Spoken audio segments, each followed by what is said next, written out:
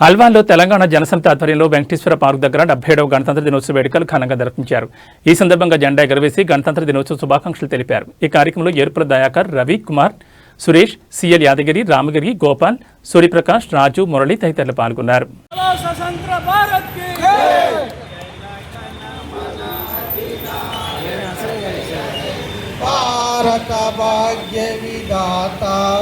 पंजाब सिंधु गुजरात मराठा जागिर उस्वेल रंगा इंद्र हिमाचल यमुना गंगा सप्शल जलसित रंगा तब सुबमाये जाए तब सुबहास समाये जाए तब जय गाथा जनगण मंगल नायक जय हे भारत भाग्य विधाता जय हे जय हे जय जय जय जय हे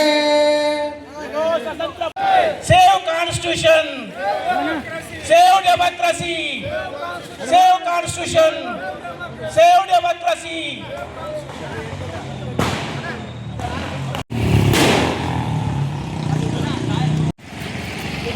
जोहार महानीलको जोहार जोहार महानीलको जोहार जोहार है बाबा साहब अम्बेडकर अमर है महात्मा ज्योतिराव फुले अमर है सावित्रीबाई फुले अमर है जोहार महानीलको जोहार जोहार पाकिस्तान महानील आशयाలను కొనసాగిస్తాం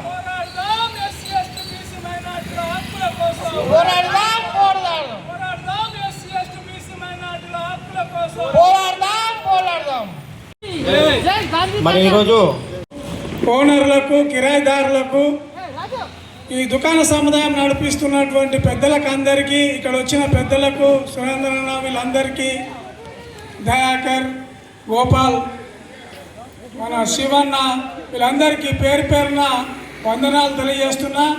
మరి 76వ గణతంత్ర దినోత్సవ శుభాకాంక్షలు తెలియజేస్తున్నాం. చేశాడు ఉద్యోగాల్లో ఆయన నిర్ణయం చేశాడు. ఓటు హక్కు కల్పించాడంటే బాబాసాహెబ్ అంబేద్కర్ గారి దయ వల్లనే.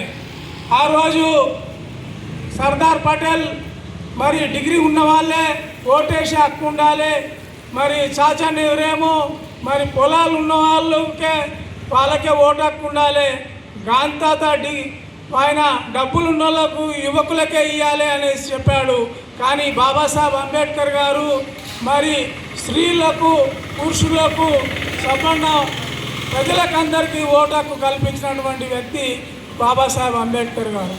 ఆయనను ఈరోజు స్మరించుకుంటూ తలుచుకుంటూ ఈ యొక్క గణతంత్ర దినోత్సవానికి వచ్చినటువంటి పెద్దలందరూ మన పిల్లలకు భారత రాజ్యాంగం చదివించాలనేసి విజ్ఞప్తి చేస్తూ ఈ అవకాశం కలిగించిన మీ అందరికీ ప్రత్యేకంగా ధన్యవాదాలు తెలియజేస్తూ ముగిస్తున్నాను.